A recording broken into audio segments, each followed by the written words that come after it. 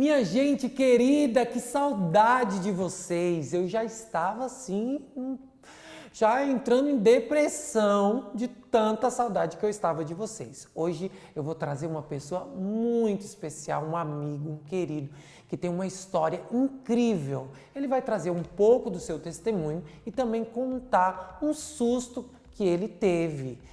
Existe sim males que vêm para bem. E esse mal veio na vida dele para transformar a vida dele e também para mudar alguns conceitos. E ele vai trazer isso para a gente. Mas se você ainda não está inscrito no canal, o que você está esperando? Se inscreva no canal, já ative as notificações, deixe o seu like, porque é muito importante, e também deixe o seu comentário. Quero saber o que você achou dessa entrevista. Se você ainda não assistiu o meu programa, a estreia do meu programa, não, eu não acredito que você não assistiu a estreia do meu programa. Vai lá, tem uma história incrível também com a Jaqueline, que testemunho, que vida e que voz também a Jaqueline tem. Então vai lá, Minha História com a Música, você vai amar. E também, se você já assistiu, já compartilha esse vídeo também, porque tem muita conversa e muita história interessante. Olha, e o meu convidado de hoje é ator profissional há 20 anos, atualmente atuando em pequenos eventos e se dedicando a peças teatrais em igrejas. Ele é formado em marketing, pós-graduado em estratégia de negócios, trabalhando em uma assessoria de marketing para um banco digital. A sua trajetória na arte foi em alguns trabalhos na TV, como elenco de apoio e comerciais de TV. Ele também trabalhou no teatro infantil em escolas. Os seus trabalhos mais relevantes: musical Despertar da Primavera no Teatro SESI, O Noviço Rebelde e As Noites do Terror do Play Center. Olha, quem não conhece o Play Center, hein? Quem é das antigas sabe o que é Play Center.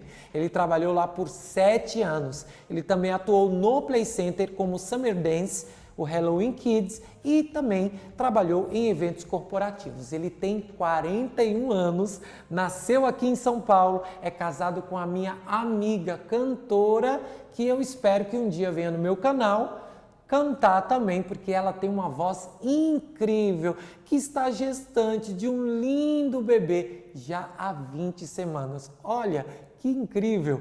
Eu vou conversar hoje com o meu amigo querido Fernando Canetti. Fê, seja bem-vindo. Obrigado, João Fábio. Olha, é um prazer para mim estar aqui, é uma honra estar aqui no seu canal e poder abrir para as pessoas a história dessa paralisia de Bell que eu tive, porque realmente é uma doença que não é muito divulgada. Então, quanto maior número de pessoas encontrarem esse vídeo, assim como eu não tive um diagnóstico dessa doença, e busquei na internet, né? Foi na internet, através da internet, que me trouxe um conforto, um alívio para essa doença. E para mim é uma honra poder estar aqui no seu canal, falar um pouquinho desse terror, dessa semana de terror que eu vivi com essa paralisia de Bell. Sim, olha, então já que ele já se apresentou dessa forma, ele teve um susto mesmo, né? Porque o Fernando, ele tem uma vida assim saudável, né? Sim. E também um porte assim muito bom. Mas veio aí uma doença que você não imaginava, que você não esperava, porque estava tudo de boa, né? A saúde perfeita, e no meio de uma pandemia. Olha, já todo mundo já em pânico, ainda vem uma doença dessa, né? Que é a paralisia de Bell. A paralisia de Bell, ela foi descoberta pela primeira vez em 1981 pelo pesquisador escocês Charles Bell. Por isso o nome dessa enfermidade, né? Mas ela é paralisia, como que fala o nome dessa? Periférica. Paralisia periférica. Tanto as pessoas conhecem como paralisia de Bell ou paralisia periférica. E o que ela atinge? Quais são o que ela faz, assim? Olha, na verdade eu não sou nenhum perito no assunto, tá? Eu não tinha nenhum conhecimento a respeito dessa doença. Eu acabei conhecendo depois que eu sofri a paralisia de Bell. Mas assim, todos nós temos um nervo central que ele passa atrás da orelha, do ouvido, né? Sim. E ele acomete todos os movimentos da visão, do nariz, da boca. E por algum motivo, nós temos mais de 50 motivos que esse nervo ele pode trazer uma inflamação. Desde uma simples, um vírus de gripe, um vírus de meningite e até mesmo um pico de pressão muito alto. Você até comentou a respeito da pandemia. Sim. Eu não sei você, mas eu, particularmente, com essa pandemia, eu me sinto como se eu tivesse uma arma 24 horas por dia na minha cabeça. Por mais que a gente esteja, né, dentro de casa, a gente sabe que Deus está guardando a nossa vida, mas eu tenho uma esposa que está grávida, eu tenho Sim. uma mãe que é idosa, então assim... Você já fica em pânico. A todo momento eu fico preocupado. Até porque não é só o que a gente acha, né? Também tem a mídia, tem tudo o ambiente. Porque nessa pandemia, meu Deus do céu, você sair aqui em São Paulo, para quem mora em São Paulo, sabe que São Paulo não para, momento nenhum. E você vê a cidade vazia, parece um apocalipse. Nós estamos vivendo algo que a gente nunca viu, na verdade, Sim. né? Então, assim, aí veio para mim a notícia da gravidez da minha esposa, é algo que, assim, a gente esperou muito por isso também, e que em meio a tantas más notícias, chegou o nosso milagre.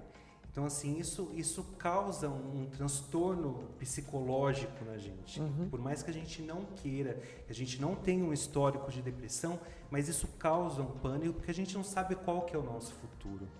Então, eu acredito que essa doença, para mim, por mais que tenha vários motivos de diagnóstico, que na verdade eles partem mais por eliminação. Né? Como não tem um diagnóstico preciso, eles vão partindo por eliminação. Só para começar a história, numa quinta-feira eu estava muito bem, na quarta-feira eu tinha passado num dentista para fazer uma recisão, uma restauração no dente normal e fiz um orçamento de uma harmonização facial, simples. Você foi cuidar da face. Exatamente. E olha que incrível. Ele já estava se preocupando com a imagem e no outro dia... Na quinta-feira de manhã, quando eu acordo, eu estava com o rosto completamente deformado. Meu Deus. Que eu me olhei no espelho, esse olho ele não piscava, minha boca ela começou a entortar. Eu fui tomar água, tudo que eu comia vazava.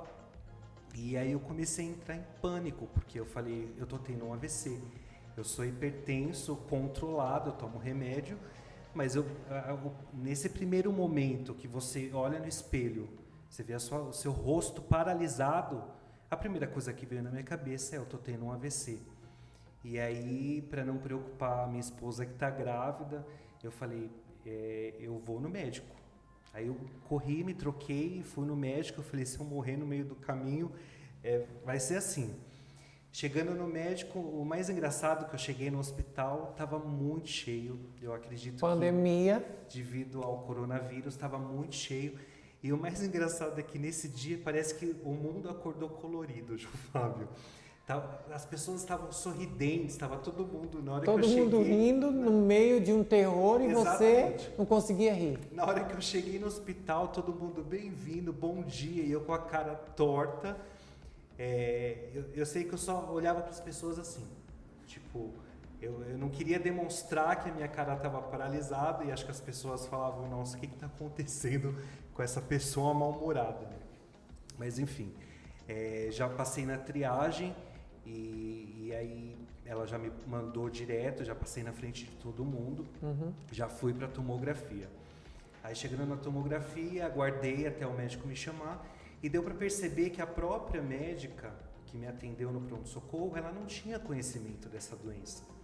Então, ela da mesma forma que eu estava preocupado com o que estava acontecendo, ela pegou o telefone e ela ligou para um neuro para se informar o que fazer nessa situação.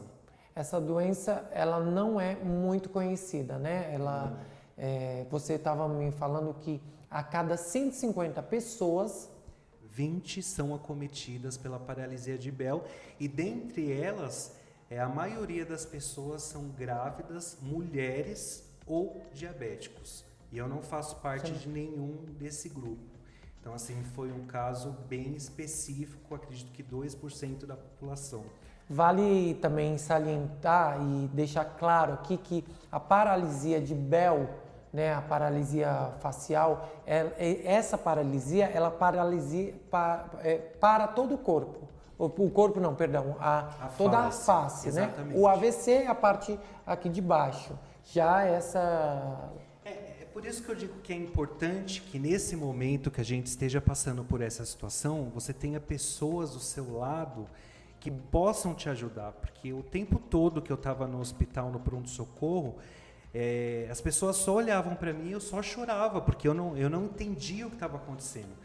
E aí a médica não sabia me explicar o que estava acontecendo, ela só descartou, devido à tomografia, ela descartou a questão do AVC. Ela falou, olha, não é AVC, ligou para o neurologista e me direcionou para ele. Enfim, da mesma forma que eu entrei, eu saí.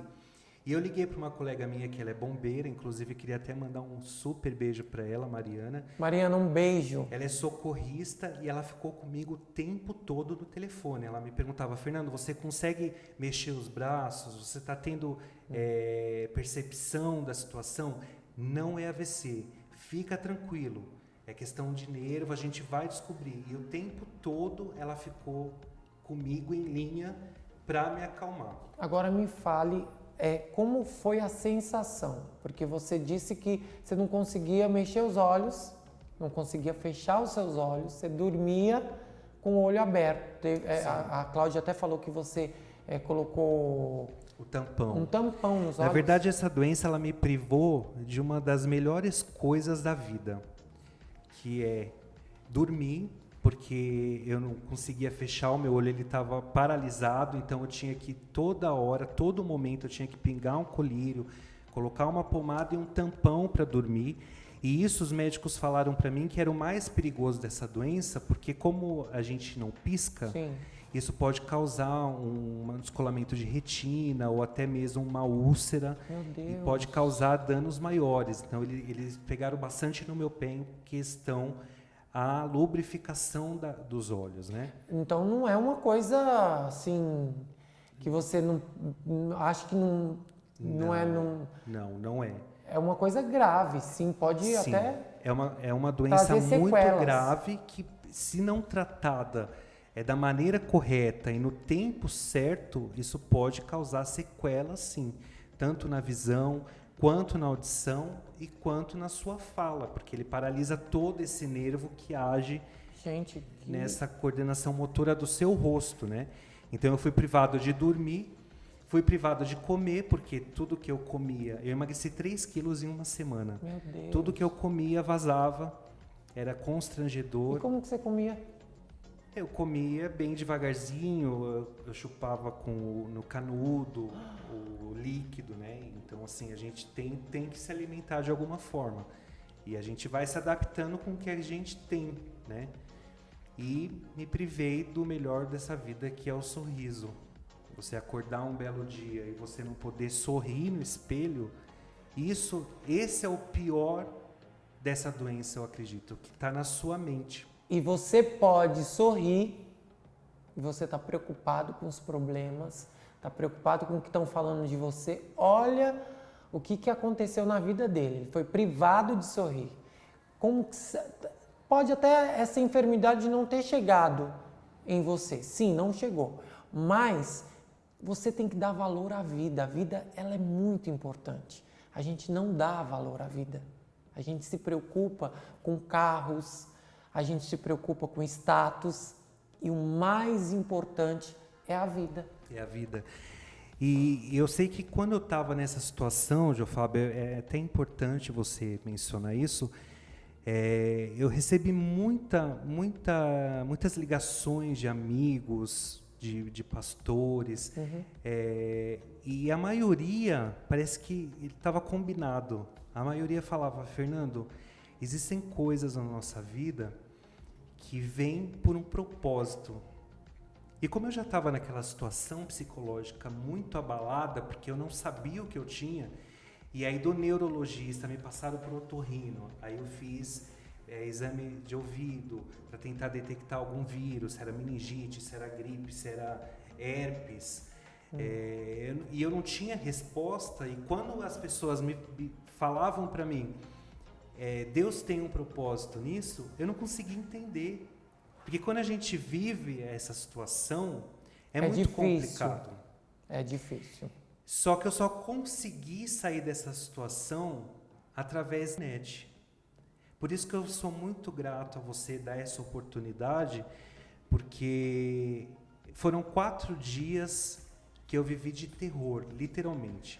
A nossa mente, ela é muito forte, ela comanda o nosso corpo. Sim. Então, quando eu não tive esse diagnóstico, começou a me trazer outros sintomas que eu não tinha. Do sábado para domingo, no 3º dia, a minha língua, eu tinha a sensação, eu fui dormir com a sensação de que minha língua estava enrolando, eu perdi o controle do meu maxilar, o meu corpo inteiro ele começou a formigar, começou a me dar falta de ar, para você ver como a nossa mente ela é poderosa. Então, é muito importante que nesse momento a gente tenha calma, tenha pessoas ao nosso lado que não te olhem de forma diferente. E a todo momento que eu estava me sentindo mal, a minha esposa, ela olhava para mim como se nada estivesse acontecendo. Olha que interessante. Ela se manteve calma e isso começou a me trazer uma tranquilidade para poder me olhar no espelho, porque quando eu me olhava no espelho, agora eu estou bem, mas a minha boca estava aqui.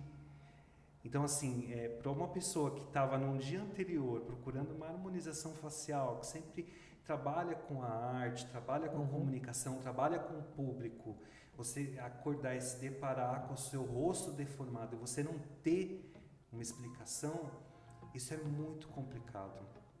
Então, assim, o meu corpo, eu sei que nesse 3º dia que começou a me dar esse monte de sintomas, eu achei que eu fosse morrer. Eu dormi pedindo perdão a Deus e para não preocupar a minha esposa, eu falei, eu não vou falar não. Se eu tiver que morrer, eu vou morrer aqui quietinho. A ansiedade já estava tomando conta de você. Completamente, completamente. Gente, é muito sério. Sério mesmo o que você falou, porque tem momentos da nossa vida que não adianta você se revoltar ou você deixar a ansiedade tomar conta de você, né? Você tem que controlar a sua mente, como você falou, para que ela não te destrua, para que ela não te descaracterize daquilo que você é.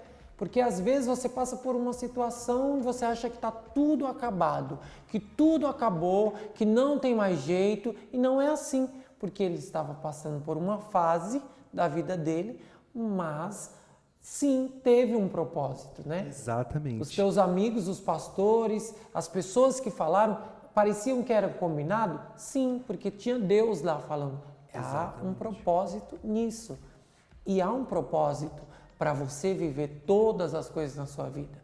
Você pode não ter passado por isso, mas muitas vezes você passa por coisas tão pequenas, né, Fernando? Hoje eu entendo que assim, a paralisia de Bell, ela é uma doença grave sim, que nem você falou, que ela pode ter sequelas. Pesquisas, elas mostram hoje que o mínimo, se você for buscar hoje na internet, o mínimo para cura dessa doença é 6 meses. É verdade, você até falou.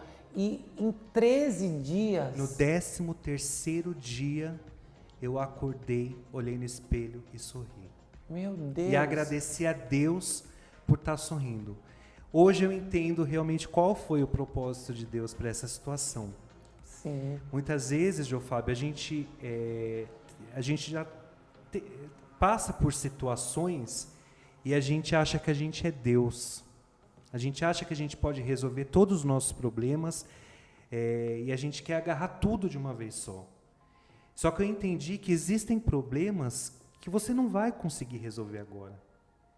A questão da pandemia, a questão da minha esposa estar gestante numa situação, numa época complicada, Deus deu. E se Ele deu, Ele vai cuidar. Então não adianta eu querer tomar conta de tudo. Não adianta você querer tomar o lugar de Deus. Tomar o lugar de Deus. Porque nós, humanos, nós queremos tomar o lugar de Deus.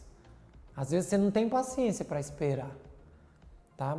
Mas você tem paciência para reclamar, você tem paciência para murmurar, você tem paciência para fofocar, para falar o que não deve, mas paciência para esperar o tempo de Deus, as pessoas não têm. E o tempo de Deus não é o nosso tempo. O tempo de Deus, ele é bom, é perfeito e é agradável, porque você passa pela adversidade, pelo problema, você passa sim pela decepção, né? Porque ali você estava de boa, feliz, né? Aí vem a pandemia, já vem um terror para querer acabar com tudo. Já acorda no outro dia já com a face toda paralisada. Você já pensa assim, meu Deus do céu, vou morrer. Então, alguma coisa está acontecendo, é o apocalipse. Porque não é normal. Não é normal. Não é normal. A depressão, ela é justamente isso. Muitas vezes, até aproveitando o Setembro Amarelo, né, que é mês da conscientização do suicídio, muitas pessoas sofrem de depressão hoje e elas têm medo de falar. Porque se eu for falar, ele vai achar que eu sou louco. Se eu for tem procurar... aquele ditado, né? Depressão é doença de rico, pobre não tem. Exatamente, isso. Não existe frescura. isso. Não existe isso. Se você está passando por algum problema na sua vida, se abra. A melhor estratégia para uma pessoa é abrir o seu coração, porque você não vai conseguir vencer sozinho. Você tem a força de Deus, mas tem as pessoas também, como você teve a sua esposa. Busque ajuda. E não à toa nós estamos numa cadeira. Uma cadeira amarela. Olha exatamente. como tudo se encaixa para que, né? E você passou por isso, como você venceu esses 13 dias? O que você fez para você melhorar? Você só se acalmou ou você precisou tomar algumas... Então, na verdade, eu passei por vários especialistas. Quando a gente está nessa situação, a gente acho que é natural do ser humano. Sim. Ele se vê numa situação de perigo, ele busca de qualquer forma, ele corre, ele quer buscar a cura, ele quer entender o porquê. Só que se você me perguntar hoje qual foi o meu diagnóstico, eu não tenho. Eu não sei te dizer. Você me comentou que até por especialistas domésticos assim, masca um chiclete. Você recebe uma enxurrada de informações. As pessoas me ligavam, passa gelo no rosto. E aí eu ia me informar com o médico, não é bom, o gelo não faz bem. Masca chiclete. Não é bom, porque o nervo ele já está inflamado. Então, como que eu vou começar a mascar chiclete? Isso vai inflamar muito mais. Então, assim, a internet ela vem para esclarecer. Hoje a gente tem informação na palma da nossa mão, mas tem que tomar muita cautela com o que você enxerga ali. E às vezes, até isso gera a depressão, porque você está se alimentando de coisas que vão te prejudicar, de coisas que vão, deixar a tua mente confusa. Você precisa buscar um discernimento para que você se alimente de informações aonde possam te ajudar, não te atrapalhar. Né? E a primeira coisa que você tem que fazer, procurar ajuda de um familiar, de uma pessoa amiga, de uma pessoa médico, querida, de um profissional. De um médico. Depois de todos os especialistas que eu fui, eu busquei também um psiquiatra para tentar entender se era algo da minha mente. E psiquiatra não é... Não é de louco. Não é de louco. Né? Louco é psicopata. Não, psicopata não, estou falando... Psiquiatra mesmo, eu estou lesado aqui do juízo, é verdade. Mas você procurar um psiquiatra, um psicólogo, isso não quer dizer que você está louco, que você não é vergonha para ninguém. Não tenha medo de pedir ajuda, peça ajuda. Até porque chega um momento que o corpo ele reage de alguma forma. A dor nada mais é do que um aviso. Sim. Olha, tem algo aí que não está legal. E eu estava entrando num processo depressivo, acredito que devido à pandemia, E eu não estava conseguindo identificar isso. O clima já estava ajudando para você entrar na depressão. Ansiedade de quando que isso vai acabar, o que vai ser do futuro. E aí chegou uma hora que o corpo, ele reagiu. Ele falou, olha, para. E eu só consegui melhorar quando eu entendi isso. Quando eu entendi de que, olha, para. Você não é Deus e você não vai resolver tudo agora. Eu estou aqui para isso. Eu não vou te dar um problema maior do que você possa suportar. E por incrível que pareça, milagrosamente, a cada dia eu fui tendo evolução, lógico que tomando os medicamentos, os corticoides. Um médico, o primeiro pediu para tomar um corticoide por dia. O neurologista pediu 2. Depois o otorrino pediu 3. Então, para você ver que a própria medicina, para essa doença, o diagnóstico ele é bem complicado.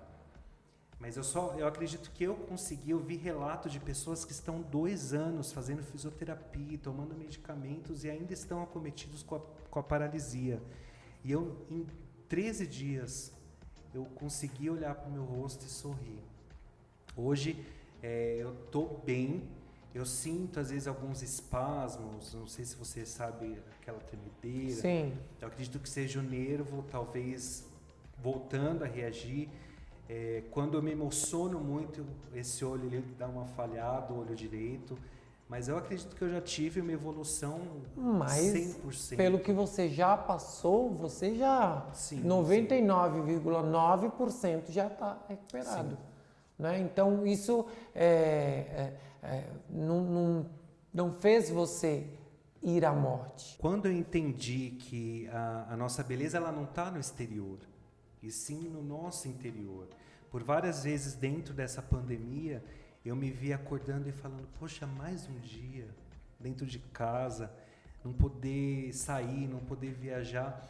Só que muitas vezes Deus te dá o privilégio das coisas mínimas que a gente não valoriza hoje. É verdade. Que é o respirar, que é o sorrir, que é o poder simplesmente dormir, comer. São coisas simples que a gente não valoriza no dia a dia, mas que eu entendi que a gente tem a possibilidade hoje. E que se eu olhar para o lado, existem doenças muito piores, óbvio. Tem muitas pessoas que estão sendo acometidas com câncer, com o próprio Covid, estão no leito de morte. Sim. E o que é um rosto perante isso tudo? Só que esse processo, até você entender, é doloroso. É complicado. Por isso que é importante hoje na internet, porque eu vi pessoas tendo relatos na internet que passaram pela mesma situação que eu passei, e isso me trouxe um conforto maior, me trouxe um alívio. Então esse trabalho que você está fazendo hoje na internet, ele é muito importante para que as pessoas se sintam acolhidas também, assim como eu me senti. Amém.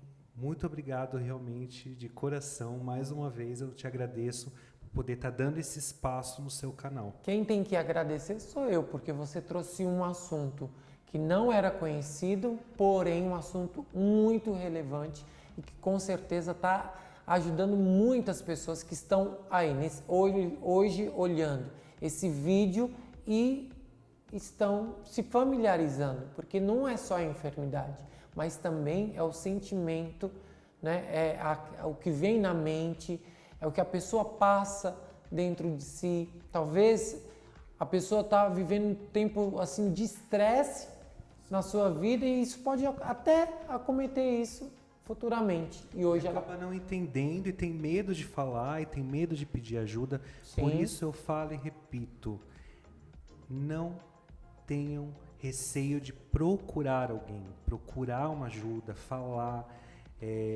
A gente sabe que Deus é muito importante em todas as situações, mas Ele também colocou a medicina ao nosso favor, para que você seja medicado realmente, tenha uma direção, um diagnóstico completo e saia dessa situação o mais rápido possível, assim como eu consegui.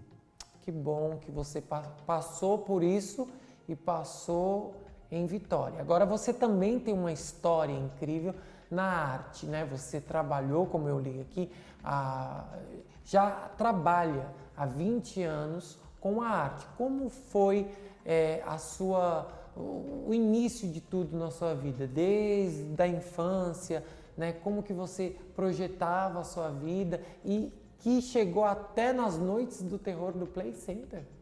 Na verdade, eu sempre fui apaixonado pela questão da arte, né? Desde que eu tinha 10 anos de idade, até menos. Eu lembro que minha mãe, ela me levava sempre para os testes, para comerciais de TV, quando eu era bem pequeno. Cheguei até a fazer alguns trabalhos quando eu era pequeno, junto com outras crianças. Só que esse trabalho, ele sempre, como eu era menor de idade, eu era muito dependente dos meus pais para poder dar continuidade, para poder prosseguir. Às vezes a gente estava em casa e alguém ligava da agência e falava: eu preciso do seu filho em meia hora aqui para fazer uma sessão de fotos ou um comercial, enfim. E aí eles estavam trabalhando, tinha que parar tudo que eles estavam fazendo, e aí chegou uma hora e eles falaram: chega, acabou. E aí eu lembro que eu chorei, eu falei: não, eu quero, porque eu sempre gostei disso, né? E aí eu jurei para mim, quando eu era bem pequeno, eu falei: quando eu fizer 18 anos eu vou prosseguir, eu vou dar continuidade. E aí foi dito e feito. Enquanto outros jovens, quando completam 18 anos, querem tirar carteira de motorista, eu já procurei logo um curso de teatro e já iniciei. E aí eu tive foi bem satisfatório para mim nessa época, né? Eu iniciei no Ruth Escobar, fiz um curso de cinema, teatro e televisão. Aí depois eu fiz Mazzaropi. Eu não cheguei a fazer um curso, uma faculdade em si para me profissionalizar. Porém, eu fui direto no SATED, que é o Sindicato dos Artistas, e aí juntei todos os meus cursos, os meus trabalhos, e lá eu fiz eles chamam de banca. Você faz um teste teórico, aí faz um monólogo e faz um teste em dupla, né? E aí tem a banca que faz a avaliação, vê se você está apto ou não. Aí eu lembro que eu fiz a primeira vez, aí não fui aprovado, aí chorei. E eu sempre fui muito persistente nesse assunto, né? Olha que interessante. E aí na segunda eu fui, consegui. E eu sempre tive um sonho, era uma coisa de louco, assim, de fazer Noites do Terror. Para mim era um sonho. Eu ia todos os anos à Noite do Terror, aí eu ficava indo atrás daqueles chatos que vai atrás do monstro e vai lá: como é que eu faço para trabalhar aqui? E eles estavam no personagem, não podia falar, até que um dia eu descobri qual que era a agência da Noite do Terror. E aí todo ano eu ia lá e fazia os testes e a ficha, levava foto e nunca era chamado. Nunca era aprovado. Eu falei: não é possível, eu ainda vou trabalhar nesse lugar. Até que um belo dia eu fui um ano, e aí eu falei: é tudo ou nada. Aí tava lá no currículo: anda de patins? Sim. Dança? Danço. Canta? Canto. Atua? Atuo. Faz vitrine vivo? Palhaço. Tudo. Não sabia nem subir no patins. Aí eu falei: bom, a sorte foi lançada. Aí faltando 2 semanas para iniciar isso, a Noite do Terror do ano 2000, e aí eu recebi uma ligação, era o rapaz da agência falando: olha, vem aqui que eu tenho um personagem, você anda de patins? Aí eu já gelei, né? Eu falei: ando. Você tem patins? Mas você não sabia nada. Nada. Meu Deus. Você tem patins? Tenho. Na hora que ele desligou, eu pulava de alegria. Eu falei: nossa, consegui, não sei o que. E aí eu fui lá... E a hora do patins que você tinha que andar? Calma. Aí eu fui lá, todo feliz, né, pra ver qual que era o personagem que eu ia fazer. Chegando lá, que ele me mostra um vestido. Eu: que é isso? Ele: é uma bruxa. Eu falei: uma bruxa? Misericórdia. Eu falei: Fernando... Ele falou: Fernando, a gente pega homens pra fazer esse personagem, até porque o patins, ele é perigoso, né? Então não tem como a gente colocar uma mulher em cima de um patins. E fora que o homem deixa a bruxa mais feia, né? Vai ser uma figura... Aí eu saí de lá meio triste, eu falei: não, mas Gente, essa... eu nunca imaginei que nas Noites do Terror era um homem sendo bruxa. Era um homem. Até pela voz, pela aparência ser maior, ficava mais feio, né? E aí eu peguei um patins emprestado de um amigo meu e aí fiquei a madrugada inteira. Era subir e cair, subir e cair, subir e cair. Eu falei, não, eu vou conseguir. Aí chegou no dia das Noites do Terror, quando eu vi os patinadores, sumiam. E eu lá atrás. Eu falei, meu Deus, eu vou ser mandado embora hoje. Só que aí eu usei dessa situação para fazer uma bruxa mais engraçada. Então eu fazia uma bruxa que caía, era uma bruxa meio... Toda destrambelhada. Destrambelhada, e o povo adorava, e fazia uma roda, e queria ver mais. E aí eu usei essa situação do não saber para atuar. Olha aí a criatividade, gente. Para tudo na vida tem um jeito e tem uma solução. Tem. Você que fica aí parado, chorando, olha a criatividade que ele fez na vida dele. Conta mais. E aí eu sei que depois disso eu comecei a ser visto com outros olhos, pela direção do parque, pela direção da agência. E aí teve um belo dia que eu fui lá na cara de pau e falei pro diretor, eu falei, meu sonho é fazer o Drácula. E isso foi num evento da Nickelodeon Kids. E aí ele falou, Fernando, você vai conseguir? Eu falei, vou. Aí ele me deu a oportunidade e foi um sucesso. E aí, por vários anos, eu fui o Drácula, fui muito realizado. Só que quando a gente está nesse meio, a gente acaba não entendendo muito bem o lado espiritual. Sim. Eu comecei a ver muitas coisas lá dentro que muitas vezes a gente não enxerga. A gente acha que está só fazendo um trabalho, é arte, é brincadeira. Só que eu comecei a ver situações que não eram normais, né? O próprio dinheiro que eu ganhava lá não rendia. Eu gastava em remédio, eu gastava em alguma coisa que sumia. E aí hoje eu tenho a visão de que o inimigo, ele me deu tudo o que eu quis.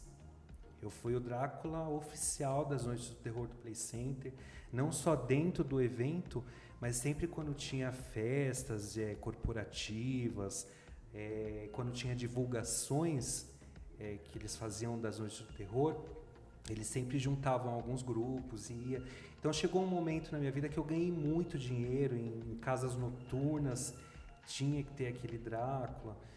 E chegou um momento na minha vida que eu acordava 4 horas da manhã, chegava no parque às 5 da manhã, já fazia maquiagem, saía para divulgação, voltava lá para umas 5, 6 horas, só comia, retocava a maquiagem, ia para o parque, acabava o evento às 11, saía das Noites de Terror, retocava de novo, comia alguma coisa e ia para o litoral para fazer casa noturna. E voltava em casa 4 horas da manhã. Meu Deus, então, quer dizer, intensidade. o dia inteiro eu estava vivenciando o Drácula. Eu já falava como Drácula, eu me portava como Drácula. Você já incorporou o Drácula.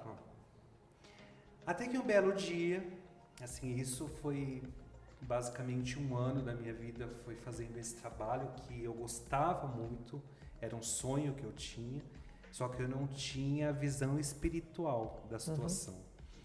Um belo dia, eu cheguei lá de manhã e estava muito calor, a minha roupa já estava cheirando mal, porque às vezes não tinha nem como lavar, imagina o dia inteiro você usando aquela mesma roupa.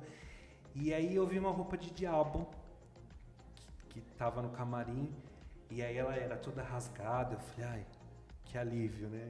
Eu falei, hoje eu vou usar aquela roupa, posso?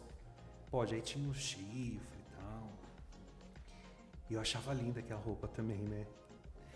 E aí eu lembro que aquele dia a gente foi fazer uma divulgação numa escola em São José dos Campos. E sempre que a gente chegava nas escolas, todo mundo tem um fetiche por isso. Não sei o que o diabo... Pelo diabo, o né? inimigo, ele consegue, né? Ele tem um fetiche por Drácula, por diabo. E as crianças eram apaixonadas. A gente chegava na escola, parava a escola. E aí a gente fazia a divulgação e falava, vamos lá pro parque e tal, não sei o quê. Fazia todo um texto, né? E aí 2 semanas depois, essa escola que eu fui, eu nunca me esqueço, que eu estava de diabo, foi pro parque. Nessa época eu estava fazendo Drácula de Bram Stoker. Eu tinha uma cena que eu pedia para eles ajoelharem e renegarem a Deus, que era o que tem no filme, né? Misericórdia. E aí a inocência das crianças, eles ajoelhavam e adoravam, era uma festa para eles. Eu quero ser vampiro, eu quero ser Drácula. E aí eles faziam todo esse processo cênico e beleza. E aí isso foi num sábado. No domingo eu acordei com a minha mãe me chamando, ela falou: Nando, acabei de ver na televisão que teve um acidente que aconteceu com um ônibus, onde eles estavam saindo de um parque. Na época não falaram qual era o parque, mas o ônibus era de São José dos Campos. E na hora que eu ouvi aquilo, foi imediato. Meu coração ele apertou, porque eu lembrei de cada carinha que eu vi. Eu não sei se era realmente as pessoas que foram, né, lá de São José, que foram para o parque, enfim.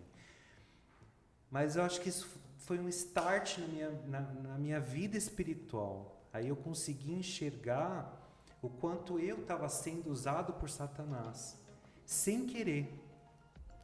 O Satanás ele veio para matar, roubar e destruir. Ele engana.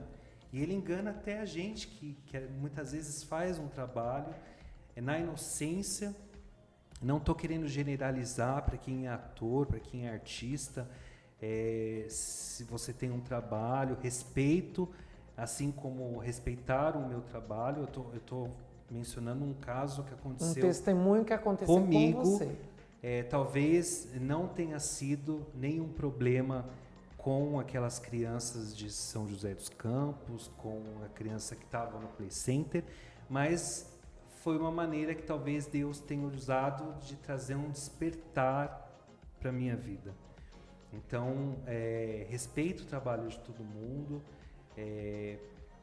A arte, ela está aí para ser propagada, né? Eu acredito Sim. que a arte é um instrumento muito importante na mão de todo mundo. Hoje você trabalha com arte da cura, arte para levar o evangelho, arte para tudo. E da mesma forma, Satanás ele pode se utilizar dessa ferramenta para o mal. Até porque ele é oportunista, né? Ele utiliza, né? A gente fala aqui de superação de vida, mas também a gente fala de fé, porque a gente tem a fé. E a fé, ela te salva. Foi disso na vida dele que aconteceu, esse testemunho na vida dele, que trouxe ele para o caminho que hoje ele está, né? A vida que ele tem, uma família, porque antes ele, como ele até mesmo antes falou, ele pegava todo o dinheiro dele e gastava até com remédios. Talvez era depressivo, ansioso, né? Tinha uma vida totalmente descaracterizada, mas que a fé chegou na vida dele através, sim, de uma tragédia, mas uma tragédia que o fez sair de uma situação onde ele estava trazendo roubo para outras pessoas. Inconscientemente, né? Sem ao menos eu ter noção do que era aquilo que estava acontecendo. Eu só consegui entender realmente como o mundo espiritual ele é poderoso e perigoso, entre aspas, a gente lidar com o mundo espiritual, quando eu saí. Porque a partir desse momento eu resolvi não querer mais fazer terror. Eu falei, eu vou usar, é um dom que Deus me deu, então eu vou utilizar esse dom contrário. A vida, ao invés do terror, ao invés da morte, a vida. Amém. Foi aí que foi nesse mesmo evento, foi um turbilhão que aconteceu comigo em 2005. Aconteceu, eu acredito que Deus já tinha um propósito na minha vida e Ele utilizou esse ano para tudo acontecer. Então aconteceu esse fato, aconteceu de eu conhecer a minha esposa que também estava passando por um momento difícil na vida dela, ela estava passando por uma depressão, ela nunca tinha ido nas noites do terror, ela veio de uma família evangélica, os pais são pastores, então para ela também aquilo era muito ruim. Só que quando nós nos vimos dentro do evento, foi algo diferente. Eu acredito que Deus literalmente colocou a gente no inferno para poder erguer junto.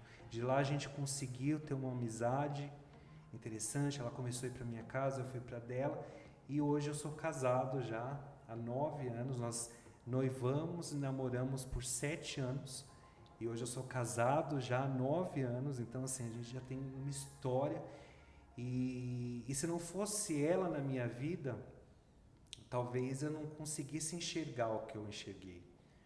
Ela realmente me mostrou o caminho da verdade.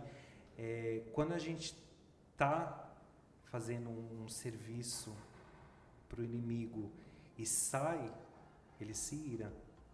É verdade. E só eu sei O que você passou. o que eu passei nesse trajeto, porque ele não queria aceitar de forma nenhuma que ele é o meu instrumento. Então, como que agora ele virou? Então, foi complicado. Eu sempre falo que eu vivi momentos de Jó. Assim, não se compara momentos que Jó viveu, mas eu fui acometido por coceiras no corpo, feridas no corpo. Eu ia em médicos e ninguém sabia o que eu tinha. Falava que eu tinha AIDS, falava que eu tinha leucemia, e isso causou realmente mais transtornos psicológicos, e essa mulher sempre do meu lado, e ela sempre segurando a minha mão e falando, calma, vai dar certo. E aí eu me batizei, e parece que a ira começou a ficar cada vez maior. Tinha noites que eu acordava que eu sentia a mão assim no meu pescoço, me acordando, sabe, me sufocando.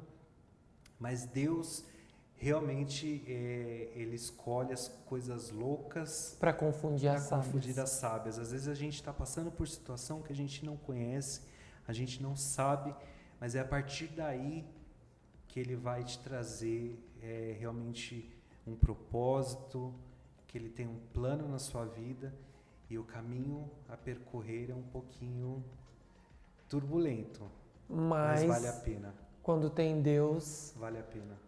Vale a pena para todas as coisas. E existe sim um recomeço para todas as coisas. Eu não estou aqui falando de religião, porque servir a Deus não é servir uma religião, não é servir uma instituição. Servir a Deus é servir a um Deus que tem o poder de transformar a morte em vida. Ele saiu da morte, ele, cultuava a morte, mas chegou um momento que a morte, ela foi quebrada da vida dele e trouxe vida. Então, que você hoje, com toda essa conversa, com todo esse assunto, possa ter vida sobre a tua vida.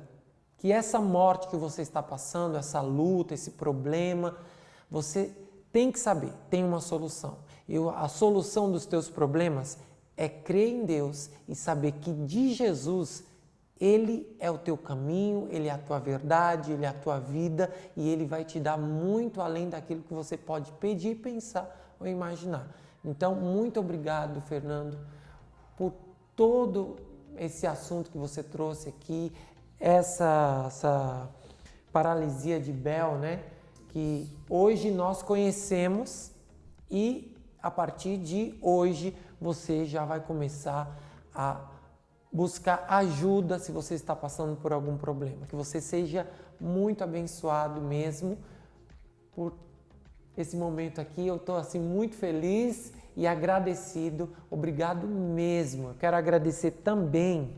Pode falar, você ia falar? Eu que tenho que agradecer mais uma vez a oportunidade e dizer para essas pessoas que eu não vou dizer que hoje eu tenho um caminho pleno diante de Deus. Errar, todos nós erramos. Medos, todos nós temos. Depois de ter passado por tudo isso, eu ainda fui acometido por uma paralisia. E eu não falo que Deus, Ele castiga. Jamais. Ele ensina. E muitas vezes, se você não vai por amor, você vai pela dor. Infelizmente, eu sempre fui uma pessoa cabeça dura, que muitas vezes não enxergou a forma do amor dele chamar você. Então, eu precisei passar por algumas situações muito dolorosas para entender o que ele queria falar comigo, para entender a mensagem que ele tinha na minha vida. E isso já foram mais de 15 anos que eu me converti e ainda assim eu tive a paralisia para entender um propósito de Deus, para entender um plano dele na minha vida. Então, vai o quanto antes aos pés de Jesus. Aos pés, e não espere chegar na situação que eu cheguei. Tudo na vida tem um propósito. Jesus, ele passou por uma dor muito além do que a gente vive aqui, hoje, nos dias de hoje. Então, a vida vai ter dores, porque Jesus teve dores para salvar a mim, salvar você, salvar a humanidade. Então, você vai passar por lutas, por dores que vão te ensinar, porque Deus é justo. Ele não deixou nem que o próprio filho dele não passasse por aquela luta, não é? Ele passou por toda aquela dor de ir à cruz pela minha vida e pela tua vida. Então, você vai passar sim por problemas, por lutas, por provações, mas se você tiver a tua vida firmada em Jesus, não em homens, não, porque hoje a gente vive numa sociedade onde as pessoas, elas só querem tirar de você, mas elas não querem dar o principal, que é o amor que Deus nos ensinou. Então, que você possa não ser uma pessoa preconceituosa, uma pessoa que enxergue sempre o mal nas outras pessoas, mas que você seja uma pessoa que leve o amor, porque o amor, ele vai sarar, independente do que você goste, independente do que você seja. Não quero saber o que você é, eu quero saber que você receba o amor de Deus para você passar para outras pessoas e você faça desse amor chegar a muitas outras pessoas, para que a humanidade ela se torne melhor. Eu quero agradecer o Fernando, muito obrigado. Obrigado também à assessoria Lúcia Furlan, que nos cedeu todo esse espaço, esse cenário lindo que ela nos cedeu aqui. Você também pode acessar o site deles, que é o www.assessorialuciafurlan.com.br, ou visitar o Instagram deles, que é Assessoria Lúcia Furlan, ok? Eu quero agradecer também a galera da Filmmaker Audiovisual, o Reinaldo, que sempre está aqui comigo, filmando os meus convidados. Também você pode filmar o teu evento, a sua festa, fazer o seu clipe. Procura o pessoal, porque tem muita coisa para você fazer na tua vida. Um beijo, se você não se inscreveu, já se inscreve no canal. E até a próxima. Tchau!